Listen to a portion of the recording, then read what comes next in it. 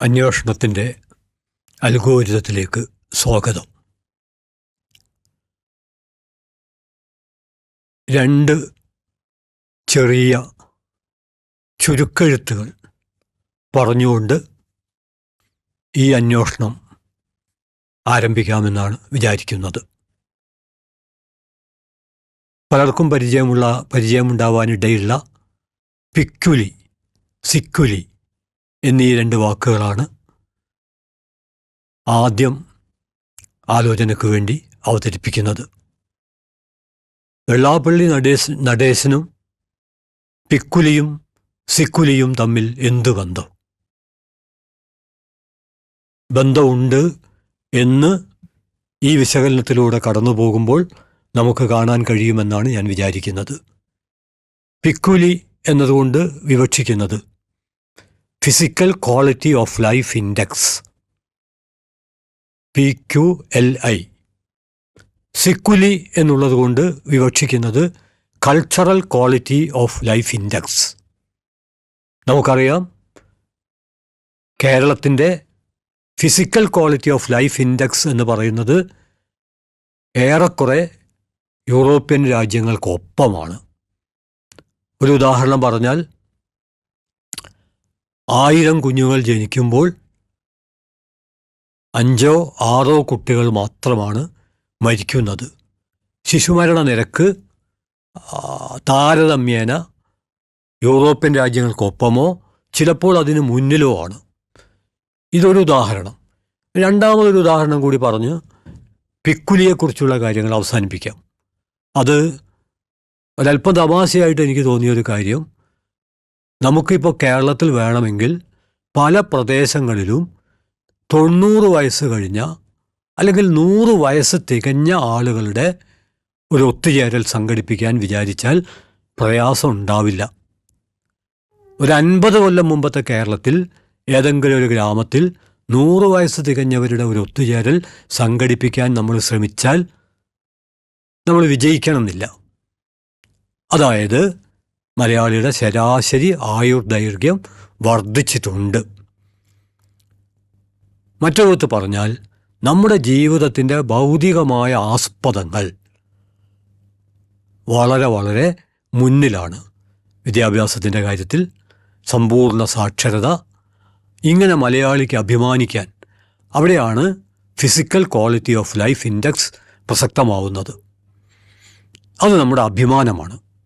എന്നാൽ cultural quality of life index എന്ന് പറയുന്ന സാംസ്കാരികമായ ഗുണത അല്ലെങ്കിൽ ജീവിത ഗുണത എന്ന് നമുക്ക് പരിഭാഷപ്പെടുത്താവുന്ന സിക്കുലി, അങ്ങനെ ആലോചിക്കുമ്പോഴാണ് ആ സിക്കുലിക്ക് ഇന്ന് വന്നുപെട്ട അപജയത്തിൻ്റെ ആഴം അടയാളപ്പെടുത്താൻ എന്നോട് ആരെങ്കിലും ആവശ്യപ്പെട്ടാൽ 1, 2, 3, 4, 5, 6, 7 എന്നിങ്ങനെ നമ്പറിട്ട് നമ്മൾ അടയാളപ്പെടുത്തുമ്പോൾ അതിലൊരു നമ്പർ എന്തായാലും അൽഗോരിതത്തിൻ്റെ ഈ എപ്പിസോഡിൽ ആലോചനയ്ക്ക് വിധേയമാക്കാൻ ശ്രമിക്കുന്ന വെള്ളാപ്പള്ളി നടേശനായിരിക്കും എന്ന കാര്യത്തിൽ ഒരു സന്ദേഹവുമില്ല. നമ്മെ ഏറ്റവും നടുക്കം കൊള്ളിക്കേണ്ട ഒരു കാര്യം എന്ന് പറയുന്നത്, ഇതുപോലുള്ള ആളുകൾ നിരവധി ഉണ്ടാവാം, പക്ഷേ ശ്രീനാരായണ ഗുരുദേവൻ്റെ കാഴ്ചപ്പാടുകൾ ഉയർത്തിപ്പിടിക്കാൻ ബാധ്യതപ്പെട്ടവർ എന്ന് കരുതുന്ന ഒരു സംഘടനയുടെ തലപ്പത്തിരിക്കുന്ന ഒരു നേതാവാണ്. ഒരു നേതാവിന് ഒട്ടും യോജ്യമല്ലാത്ത തരത്തിലുള്ള വളരെ ഉപരിപ്ലവമായ വിദ്വേഷവും വിഭജനവും വെറുപ്പും പടർത്തുന്ന പ്രസ്താവനകൾ നടത്തിക്കൊണ്ടിരിക്കുന്നത്. അദ്ദേഹം നടത്തിയ ഓരോ പ്രസ്താവനയുടെയും പട്ടിക അവതരിപ്പിക്കണം എന്ന് ഞാൻ വിചാരിക്കുന്നില്ല. കാരണം അങ്ങനെ അത് ആവർത്തിക്കുമ്പോൾ തന്നെ നമുക്കൊരു ചളിപ്പുണ്ടാവും. എന്തൊക്കെയാണ് ഇദ്ദേഹം പറയുന്നത്? 2025 കേരളത്തിൽ നിന്നുകൊണ്ടാണല്ലോ ഇദ്ദേഹം ഇങ്ങനെയൊക്കെ സംസാരിക്കുന്നത് എന്ന് നമ്മൾ നെഞ്ചത്ത് കൈവച്ചു പോകും. അത്ര മാത്രമല്ല, ഇങ്ങനെയുള്ള ഒരു മനുഷ്യനെയാണല്ലോ കേരളത്തിൻ്റെ നവോത്ഥാന സംരക്ഷണ സമിതിയുടെ നേതൃത്വത്തിൽ എന്തിന് കേരള സർക്കാർ ഈ ഭാരം ചുമക്കണം? എന്തുമാത്രം ജീർണമായ ആശയങ്ങളാണ് അദ്ദേഹം അവതരിപ്പിക്കുന്നത്. ഇന്ത്യയിലെ മറ്റ് പല സംസ്ഥാനങ്ങളിൽ നിന്നും കേരളത്തിനുള്ള നമ്മുടെ സംസ്ഥാനത്തിൻ്റെ പേര് ഐക്യകേരളം എന്നാണ്. കേരളത്തിൽ ജീവിക്കുന്ന മനുഷ്യർക്കിടയിൽ പലതരം അഭിപ്രായ വ്യത്യാസങ്ങളും സംഘർഷങ്ങളും എല്ലാം ഉണ്ടെങ്കിലും അതിനടിയിൽ അവർക്കൊരു ഐക്യമുണ്ടായി തീർന്നതുകൊണ്ട് കൂടിയാവണം നമ്മൾ ഐക്യകേരളം എന്ന നമ്മുടെ സംസ്ഥാനത്തിൻ്റെ പേരിൽ നിന്ന് ഐക്യം അങ്ങോട്ട് ഒഴിവാക്കിയത്. ഐക്യം സാക്ഷാത്കരിച്ച് കഴിഞ്ഞ സ്ഥിതിക്ക് പിന്നെ അങ്ങനെ ഒരു വിശേഷണം ചുമക്കണ്ടല്ലോ എന്ന് കരുതിയാണ്. അങ്ങനെയുള്ള നമ്മൾ എന്തിനാണ് നവോത്ഥാന സംരക്ഷണ സമിതിയുടെ നേതൃത്വത്തിൽ ഇദ്ദേഹത്തെ നിലനിർത്തുന്നത് എന്ന് ഗൗരവമായി സർക്കാർ ആലോചിക്കേണ്ടതാണ്. കാരണം ഇദ്ദേഹം നടത്തുന്ന ഓരോ പ്രസ്താവനയും നമ്മുടെ സാമൂഹ്യ ജീവിതത്തിന് പരിക്കേൽപ്പിക്കുന്നതാണ് എന്ന് കാണാനൊരു പ്രയാസവുമില്ല. ശ്രീനാരായണീയ കാഴ്ചപ്പാടുകൾ സൂക്ഷ്മമായി ഉൾക്കൊള്ളുന്ന എത്രയെത്രയോ മനുഷ്യർ, സംഘടനകൾ ഇദ്ദേഹത്തിനെതിരെ തങ്ങളുടെ പ്രതികരണം അടയാളപ്പെടുത്തി കഴിഞ്ഞിട്ടുണ്ട്. ശ്രീനാരായണ ഗുരുവിനെക്കുറിച്ച് നമ്മൾ ആലോചിക്കുമ്പോൾ ഈ എപ്പിസോഡ് സത്യത്തിൽ വളരെ സംക്ഷിപ്തമാക്കാനാണ് ശ്രമിക്കുന്നത്. അതുകൊണ്ട് തന്നെ ഇതിലെ കൂടുതൽ വിശദാംശങ്ങൾ അടുത്ത ഒരു ഭാഗത്ത് പറയാമെന്നാണ് കരുതുന്നത്. കാരണം ശ്രീനാരായണ ഗുരു നമുക്കറിയാം 1928 മരിച്ചു, 1928. എന്നാൽ അതിനു മുമ്പ് അദ്ദേഹം നടത്തിയിട്ടുള്ള സംഭവബഹുലമായ ഇടപെടലുണ്ട്. അദ്ദേഹമാണ് 1888 ശിവപ്രതിഷ്ഠ നടത്തുന്നത്. ആ പ്രതിഷ്ഠയുടെ പശ്ചാത്തലം എന്താണെന്ന് നമുക്കറിയാം. അവിടെ എഴുതി വച്ച ഒരു മഹാകവിതയുണ്ട്. ആ മഹാകവിത ജാതിഭേദം മതദ്വേഷം ഏതുമില്ലാതെ സർവരും സോദരത്വേന വാഴുന്ന മാതൃകാസ്ഥാനമാണിത്. ഒരു പ്രദേശത്തെക്കുറിച്ചല്ല, അത് മനുഷ്യ സമൂഹത്തെക്കുറിച്ചുള്ള ഒരു സ്വപ്ന റിപ്പബ്ലിക്കാണ്. ആ സ്വപ്ന റിപ്പബ്ലിക്കിൻ്റെ ആമുഖമാണ് ആ വാക്യം. അതായത് വെറുപ്പിനും വിദ്വേഷത്തിനും സൂചി കുത്താനിടം നൽകാത്ത സൗഹൃദത്തിൻ്റെയും സ്നേഹത്തിൻ്റെയും സാഹോദര്യത്തിൻ്റേതുമായ ഒരു മാതൃകാസ്ഥാനം. 1903 SNDP സ്ഥാപിക്കപ്പെടുന്നത്. അതിൻ്റെ പ്രവർത്തനങ്ങളുമായി ബന്ധപ്പെട്ട് ശ്രീനാരായണ ഗുരു മുന്നോട്ട് വച്ച ആശയങ്ങൾ എല്ലാ വിഭാഗത്തിൽപ്പെട്ടവരെയും ഉൾക്കൊള്ളുന്ന, ക്ഷേത്രത്തെക്കുറിച്ച് പോലും അദ്ദേഹത്തിനൊരു കാഴ്ചപ്പാടുണ്ട്. ആ കാഴ്ചപ്പാട് 1917 വിളംബരത്തിൽ അദ്ദേഹം പറയുന്നുണ്ട്. ഇനി നമുക്ക് വേണ്ടത് വിദ്യാലയങ്ങളും ആശുപത്രികളാണെന്ന് പറയുന്ന കൂട്ടത്തിൽ അനിവാര്യമാണെങ്കിൽ വായുവും വെളിച്ചവും കടക്കുന്ന വൃത്തിയുള്ള ക്ഷേത്രങ്ങൾ ഉണ്ടാക്കണം എന്നും പറയുന്നുണ്ട്. അത് ഉണ്ടാക്കണം എന്ന് പറയുമ്പോൾ അദ്ദേഹം പറയുന്നത് എല്ലാവരെയും ഉൾക്കൊള്ളുന്ന സൗഹൃദത്തിൻ്റെ ഒരു സാംസ്കാരിക കേന്ദ്രമായിട്ട് നമുക്കതിനെ മാറ്റാൻ കഴിയണമെന്നാണ്. അവിടെ നിൽക്കുന്നില്ല. ശ്രീനാരായണ ഗുരു, അദ്ദേഹത്തിൻ്റെ അടുത്ത സുഹൃത്ത്, അദ്ദേഹത്തിന് വിവിധ മതത്തിൽപ്പെട്ടവർ, ക്രിസ്ത്യൻ, ഇസ്ലാം മതത്തിൽപ്പെട്ടവർ എത്രയോ സുഹൃത്തുക്കളുണ്ടായിരുന്നു. അതിലൊരാളാണ് വർക്കലക്കടുത്തുള്ള അരിവാളത്തെ അബ്ദുൾ അസീസ് മുസ്ലിയാർ. അവർ തമ്മിൽ കാണുകയും വേദാന്ത കാര്യങ്ങളും മതപരമായ കാര്യങ്ങളും ചർച്ച ചെയ്യുകയും പതിവാണ്. കുറച്ച് ദിവസങ്ങൾ അബ്ദുൾ അസീസ് മൗലവിയെ കാണാതെ വന്നപ്പോൾ ശ്രീനാരായണ ഗുരു അദ്ദേഹത്തിൻ്റെ വീട്ടിലേക്ക് പോകുന്നുണ്ട്. എന്നിട്ട് അദ്ദേഹത്തോട് ചോദിക്കുന്നുണ്ട്, നിങ്ങളിങ്ങനെ ഇവിടെ ഇരിക്കുന്നത് എന്തിനാണ്? നിങ്ങൾ ശിവഗിരിയിലേക്ക് വരൂ, അവിടെ നിങ്ങൾക്ക് ധാരാളം പുസ്തകങ്ങളൊക്കെ വായിക്കാമല്ലോ, വേണ്ടത്ര വിശ്രമിക്കാമല്ലോ. ശിവഗിരിയിൽ ഞാനൊരു പള്ളി കഴിപ്പിക്കാം. ശിവഗിരിയിൽ അബ്ദുൾ അസീസ് മൗലവിക്ക് വേണ്ടി ഒരു പള്ളി പണി കഴിപ്പിച്ചു കൊടുക്കാം എന്ന് പറഞ്ഞ ശ്രീനാരായണ ഗുരുവിൻ്റെ പേരിൽ ഉള്ള ഒരു സംഘടനയുടെ നേതൃത്വത്തിലാണ് പേരിൽ മാത്രം ഒരു പള്ളിയുള്ള വെള്ളാപ്പള്ളി എന്ന് നമ്മൾ വിസ്മരിക്കാൻ പാടില്ല. എങ്ങനെ സൗഹൃദം അടിയിൽ നിന്ന് കല്ല് വെച്ച് മുകളിലോട്ട് കെട്ടിപ്പടുക്കാം എന്നുള്ളതായിരുന്നു ശ്രീനാരായണ ഗുരുവിൻ്റെ മൗലികമായ കാഴ്ചപ്പാട്. അദ്ദേഹം ഒരു ചോദ്യം ചോദിക്കുന്നുണ്ട്. അതെനിക്ക് തോന്നുന്നത് ഇതുപോലുള്ള ആളുകളോടായിരിക്കുമോ? ആ ചോദ്യം ഇതാണ്: വിവേകം താനേ വരുമോ?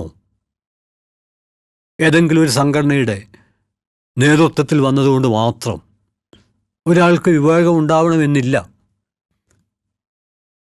അവസാന കാലത്ത് നമുക്കാരുമില്ലല്ലോ തമ്പി എന്ന് നടരാജഗുരുവിനോട് പറഞ്ഞ് തൻ്റെ നിസ്സഹായത വെളിപ്പെടുത്തിയ ശ്രീനാരായണ ഗുരുദേവൻ, അതിൻ്റെ ഒരു തുടർച്ച ഇന്ന് വളർന്ന് വെള്ളാപ്പള്ളിയിൽ എത്തി നിൽക്കുകയാണോ എന്ന് നമ്മൾ ചോദിക്കേണ്ടി വരും. പറഞ്ഞത് വിവേകം താനെ ഉണ്ടാകുമോ? ഗുരു തന്നെ ഉത്തരവും പറഞ്ഞു, വരില്ല. പിന്നെ എന്ത് ചെയ്യണമെന്ന് അദ്ദേഹം പറയുന്നുണ്ട്. യത്നിക്കണം, പ്രവർത്തിക്കണം. എന്നിട്ട് അദ്ദേഹം പറയുന്ന അടുത്ത വാചകം, വിവേകം വരാനുള്ള പ്രവർത്തനങ്ങളിൽ പരമപ്രധാനമായ ഒന്ന് നല്ല പുസ്തകങ്ങൾ വായിക്കണം. മനുഷ്യസ്നേഹത്തെപ്പറ്റി, മതനിരപേക്ഷതയെപ്പറ്റിയൊക്കെയുള്ള പുസ്തകങ്ങൾ, അങ്ങനെയുള്ള പുസ്തകങ്ങൾ വായിച്ചിരുന്നുവെങ്കിൽ സമീപകാലത്ത് എന്ന് പറയുമ്പോൾ 2025 മാത്രമല്ല, ഇതിനു മുമ്പും ഇത്തരം പ്രസ്താവനകൾ അദ്ദേഹം നടത്തിയിട്ടുണ്ട്. മുള്ളുള്ള പ്രസ്താവനകൾ, വിഷമുള്ള പ്രസ്താവനകൾ, വെറുപ്പ്, പക, അസഹിഷ്ണുത, അസൂയ, ഇതെല്ലാമുള്ള പ്രസ്താവനകൾ, അതും കേരള സമൂഹത്തിലാണ്. അതുകൊണ്ട് ഗുരു പറഞ്ഞ ഒന്നാമത്തെ കാര്യം നല്ല പുസ്തകങ്ങൾ വായിക്കണം. പിന്നെ അദ്ദേഹം പറഞ്ഞ രണ്ടാമത്തെ പ്രധാനപ്പെട്ട കാര്യം ദേഹമനഃശുദ്ധികൾ വേണം. അത് ഞാൻ വിശദീകരിക്കുന്നില്ല. ലഹരി പദാർത്ഥങ്ങൾ ഉപയോഗിക്കരുത്. നേരത്തെ തന്നെ ഗുരു പറഞ്ഞതാണ്, കള്ള് ചെത്തരുത്, കൊടുക്കരുത്, കുടിക്കരുത്, കുടിച്ചവനെ നാറും, അകറ്റി നിർത്തണം. ഗുരു ക്രാന്തദർശിയായിരുന്നു എന്ന് വേണം കരുതാൻ. അല്ല, ആ പ്രയോഗം തിരുത്തണം. അങ്ങനെ കരുതേണ്ട കാര്യമില്ല. ഗുരു ക്രാന്തദർശി തന്നെയായിരുന്നു, നമുക്ക് തീർത്ത് പറയാൻ പറ്റും. പിന്നെ അദ്ദേഹം പറഞ്ഞത് മതമത്സരങ്ങൾ പാടില്ല,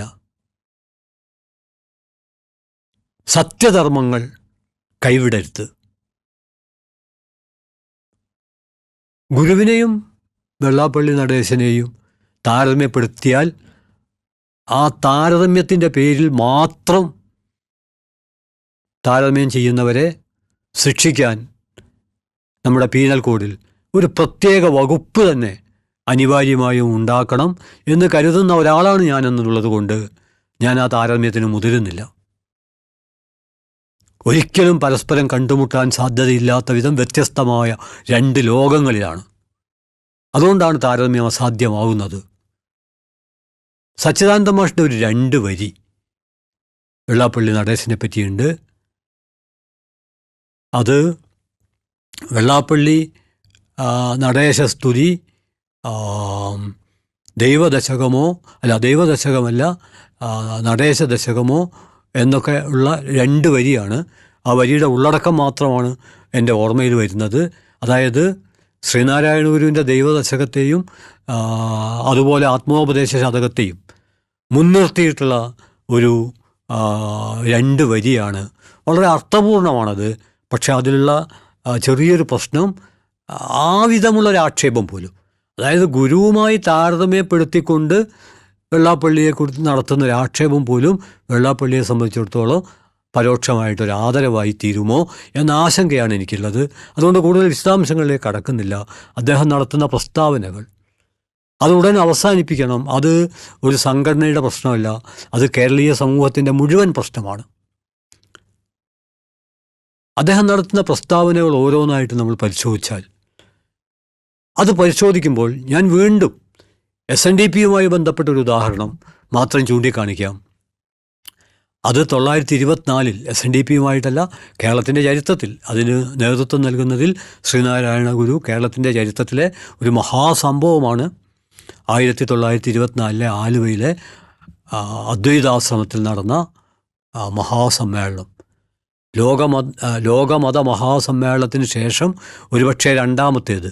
എന്നാൽ ഒന്നാമത്തെ ചിക്കാഗോവിലെ ലോകമത സമ്മേളനത്തേക്കാൾ ഇത് വേറിട്ട് നിൽക്കുന്ന ഒന്നാണ്. ഇതൊരു ജാതി വിരുദ്ധ സമ്മേളനമാണ്. ആ സമ്മേളനത്തിൻ്റെ പ്രത്യേകതയായിട്ട് ഞാൻ ചൂണ്ടിക്കാണിക്കാൻ ശ്രമിക്കുന്നത്, അവിടെ പലരും പ്രസംഗിച്ചു. മുഹമ്മദ് മൗലവി പ്രസംഗിച്ചു, കുരുവിള പ്രസംഗിച്ചു, പല ആളുകൾ പ്രസംഗിച്ചു. അതിൽ ഋഷിറാം എന്ന് പറയുന്ന ആര്യസമാജിൻ്റെ ഒരാൾ പ്രസംഗിച്ചപ്പോൾ അയാൾ അപരവിദ്വേഷമുള്ള നിരവധി പ്രയോഗങ്ങൾ നടത്തിയപ്പോൾ ആ പ്രഭാഷണം വിവർത്തനം ചെയ്തുകൊണ്ടിരുന്ന സഹോദരൻ അയ്യപ്പൻ വിവർത്തനം നിർത്തി.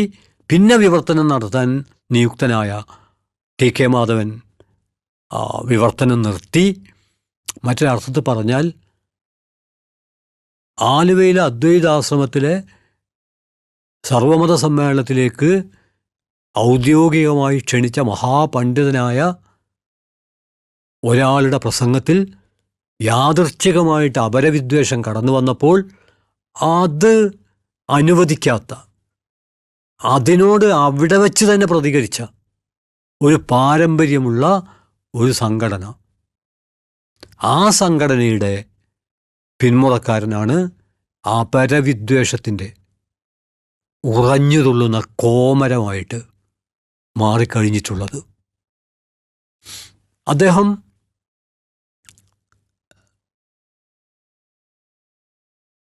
കേരളത്തിലെ ഏതെങ്കിലും മതത്തെയല്ല, കേരളീയ സമൂഹത്തെ മുഴുവനുമായിട്ടാണ് ആക്ഷേപിക്കുന്നത്. പക്ഷേ അദ്ദേഹം പൂമാല അർപ്പിക്കുന്നത് ഇന്ത്യൻ ഫാസിസത്തിനാണ്. അത് പരിശോധിക്കുമ്പോൾ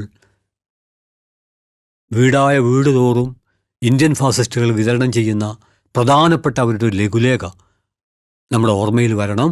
ആ ലഘുലേഖയിൽ പറയുന്നത് ശ്രീനാരായണ പ്രസ്ഥാനവും അമൃതാനന്ദമയി മഠവും RSSും ഹിന്ദു സേവാ സംഘവും പരസ്പരം പോഷിപ്പിച്ച് നടത്തിയ പ്രവർത്തനത്തിൻ്റെ ഫലമായിട്ടാണ് ആധുനിക കേരളം ഉണ്ടായത് എന്നാണ്. ആലോചിച്ച് നോക്കൂ. മൗലികമായി രണ്ട് ഗുരുതരമായ തെറ്റുകളാണ് ഇതിലുള്ളത്. ഒന്ന്, RSSും ശ്രീനാരായണ പ്രസ്ഥാനവും തമ്മിൽ ഏത് തരത്തിലുള്ള പൊരുത്തമാണുള്ളത്? RSS ഇന്ത്യയിലെ മുസ്ലിങ്ങളെയും ക്രിസ്ത്യാനികളെയും കമ്മ്യൂണിസ്റ്റുകാരെയും ഗാന്ധിയൻ കാഴ്ചപ്പാട് പുലർത്തുന്നവരെയും ആഭ്യന്തര ശത്രുക്കളായി കരുതുമ്പോൾ മുഴുവൻ മനുഷ്യരെയും മിത്രങ്ങളായി പരിഗണിക്കുന്ന, അവനവൻ ആത്മസുഖത്തിനാചരിക്കുന്നവ അപരൻ്റെ സുഖത്തിനായി വരയണം എന്ന മൗലികമായ കാഴ്ചപ്പാട് മുന്നോട്ട് വച്ച ശ്രീനാരായണ ഗുരുവിൻ്റെ ദർശനവും ഇന്ത്യൻ ഫാസിസത്തിൻ്റെ ദർശനവും അതിനെ എങ്ങനെയാണ് ഒരു കുടക്ക് കീഴിൽ ഒരുമിച്ച് നിർത്താനാവുക? ഒരിക്കലും ആവില്ല. പക്ഷേ നിർത്തിയിരിക്കുന്നു. ഞാൻ പറയുന്നത് ശ്രീനാരായണ പ്രസ്ഥാനവും RSSും, പിന്നെ പറഞ്ഞിരിക്കുന്നത് അമൃതാനന്ദമയി പ്രസ്ഥാനവും ഹിന്ദു സേവാ സംഘവും. രണ്ടാമത്തെ തെറ്റ്, ഇതിൻ്റെയൊക്കെ പ്രവർത്തന ഫലമായിട്ടാണ് ആധുനിക കേരളം നിലവിൽ വന്നത്. അപ്പോൾ നമ്മൾ നടത്തിയ സാമ്രാജ്യത്വ വിരുദ്ധ സമരം, നമ്മൾ നടത്തിയ ജന്മിത്വ വിരുദ്ധ സമരം, നമ്മൾ നടത്തിയ നിരവധിയായ നവോത്ഥാന സമരങ്ങൾ, അതിന് നേതൃത്വം നൽകിയവർ, അവരെയൊക്കെ അപഹസിക്കുന്ന, മലയാളി ജീവിതത്തിൻ്റെ മേൽ മാലിന്യം എടുത്തു വെക്കുന്ന ഒരു കാഴ്ചപ്പാടാണ് ഇന്ത്യൻ ഫാസിസ്റ്റുകൾ അവതരിപ്പിച്ചത്. ആ ഫാസിസ്റ്റ് കാഴ്ചപ്പാടിൻ്റെ തുടർച്ചയാണ് വെള്ളാപ്പള്ളിയുടെ വിദ്വേഷവും വെറുപ്പും ഉണ്ടാക്കുന്ന പ്രസ്താവനകൾ എന്ന് നാം കാണാൻ നിർബന്ധിതമാണ്. കേരളത്തിലെ ഏതെങ്കിലും മതനേതാവ്, പ്രത്യേകിച്ചും ഇസ്ലാം മതത്തിലെ, ഇതുപോലെ ഇതിന് സമാനമായ ഏതെങ്കിലും തരത്തിലുള്ള വിദ്വേഷ പ്രസ്താവനകൾ നടത്തിയതിൻ്റെ തുടർച്ചയിലാണ് വെള്ളാപ്പള്ളി ഈ വിധമുള്ളൊരു പ്രതികരണം നടത്തിയതെങ്കിൽ അതിനൊരു ന്യായമുണ്ട്. പക്ഷേ അങ്ങനെയൊന്നുമല്ലാത്ത സംഘപരിവാർ പ്രചരിപ്പിക്കുന്ന ലവ് ജിഹാദ്, അതുപോലെ തന്നെ മസിൽ പവർ, മണി പവർ ഉൾപ്പെടെയുള്ള കാര്യങ്ങൾ, എന്തിനധികം ആധുനിക വിജ്ഞാനത്തിൻ്റെ അതുപോലെ തന്നെ മതസൗഹാർദ്ദത്തിൻ്റെ കേന്ദ്രമായി മാറിക്കഴിഞ്ഞിട്ടുള്ള നോളേജ് സിറ്റി ഉൾപ്പെടെ കടുത്ത അപവാദങ്ങൾ, അസഹിഷ്ണുത പ്രചരിപ്പിക്കുന്ന ഒരു പശ്ചാത്തലമാണുള്ളത്.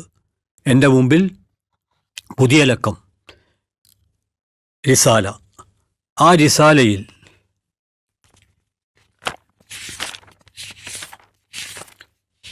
നന്ദി കാന്തപുരം, ഈ കാവൽ ഞങ്ങൾ മറക്കില്ല, KK ജോഷി എഴുതിയ പ്രസക്തമായൊരു ലേഖനം. ഞാൻ സൂചിപ്പിക്കുന്നത് ഇങ്ങനെ ഒരു വാക്യം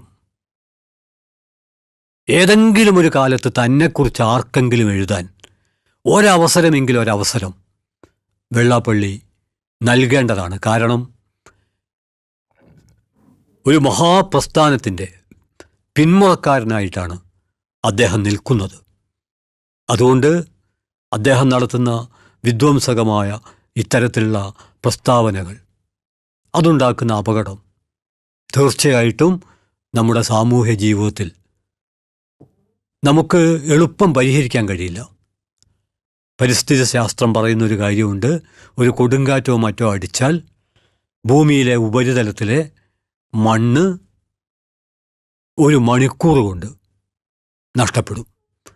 അത് പുനർനിർമ്മിക്കാൻ നൂറുകണക്കിന് വർഷങ്ങൾ ആവശ്യമായി തീരും. മറ്റൊരർത്ഥത്തിൽ പറഞ്ഞാൽ കേരളത്തിൻ്റെ മതസൗഹാർദ്ദത്തിൻ്റെ, മാനവികതയുടെ ഒക്കെ മണ്ണ്, ആ മണ്ണ് എത്രയോ കാലത്തെ സാംസ്കാരിക രാഷ്ട്രീയ പ്രവർത്തനം കൊണ്ട് രൂപപ്പെട്ടു വന്നിട്ടുള്ളതാണ്. എന്നാൽ അങ്ങനെ രൂപപ്പെട്ടു വന്ന ഈ സൗഹൃദത്തിൻ്റെ മണ്ണ് ഇത്തരത്തിലുള്ള വിദ്വേഷ പ്രചാരണത്തിൻ്റെ കൊടുങ്കാറ്റഴിച്ചു വിട്ടാൽ, അത് പറന്നുപോയാൽ പിന്നെ നമുക്കത് ഉണ്ടാക്കിയെടുക്കാൻ നിരവധി കാലങ്ങളുടെ നിരന്തരമായ പ്രവർത്തനം അനിവാര്യമായി തീരും എന്ന് നമ്മൾ മനസ്സിലാക്കേണ്ടതുണ്ട്. നമ്മുടെ ശരീരം ഭക്ഷണത്തിന് വേണ്ടി ആഗ്രഹിക്കുന്നത് പോലെ അത് വിശക്കുമ്പോഴാണ് നമ്മുടെ മനസ്സ് എല്ലാ സമയത്തും നല്ല ബന്ധങ്ങൾക്ക് വേണ്ടി ആഗ്രഹിക്കും. ഞാൻ അടിവരയിടുന്നു, ശരീരം വിശക്കുമ്പോൾ മാത്രമാണ് അതിന് ഭക്ഷണം വേണ്ടത്, ദാഹിക്കുമ്പോൾ മാത്രമാണ് അതിന് വെള്ളം വേണ്ടത്, ദാഹം കഴിഞ്ഞാൽ ആ വെള്ളം കൂടി അവസാനിപ്പിക്കാം. പക്ഷെ ബന്ധങ്ങൾക്ക് വേണ്ടിയുള്ള മനുഷ്യജീവിതത്തിൻ്റെ, മാർക്സ് മനുഷ്യനെ നിർവചിക്കുമ്പോൾ മാർക്സ് പറയുന്നുണ്ട്, മനുഷ്യൻ എന്നത് സാമൂഹ്യ ബന്ധങ്ങളുടെ ഒരു സമുച്ചയമാണ്. ബന്ധം കിഴിച്ചാൽ പിന്നെ മനുഷ്യൻ ജന്തുവാണ്. മനുഷ്യജീവിതത്തിൻ്റെ ഏറ്റവും വലിയ ജാഗ്രത എന്ന് പറയുന്നത് ജന്തുതയിലേക്ക് മറിഞ്ഞു വീഴാതിരിക്കാനുള്ള സ്വയം നടത്തുന്നൊരു മൽപ്പിടുത്താണ്. എന്നാൽ മനുഷ്യനെ ജന്തുതയിലേക്ക് മറച്ചിടുകയും അതിൽ ആഹ്ലാദിക്കുകയും ചെയ്യുന്ന ഒരു അവികസിത മാനസികാവസ്ഥയാണ് വെള്ളാപ്പള്ളിയിലൂടെ, അദ്ദേഹത്തെ ഒരു വ്യക്തി എന്ന അർത്ഥത്തിലല്ല, ഇത്തരം പ്രവണതകളിലൂടെ നമ്മുടെ സമൂഹത്തിൽ വ്യാപിക്കുന്നത് എന്ന് മാത്രം പറഞ്ഞുകൊണ്ട് തുടർ അന്വേഷണങ്ങൾക്കായി അൽഗോരിതത്തിലെ ഈ എപ്പിസോഡ് ഇവിടെ താൽക്കാലികമായി ഇത് കേൾക്കുന്ന എല്ലാവർക്കും അഭിവാദ്യങ്ങൾ അർപ്പിച്ചുകൊണ്ട് അവസാനിപ്പിക്കുന്നു.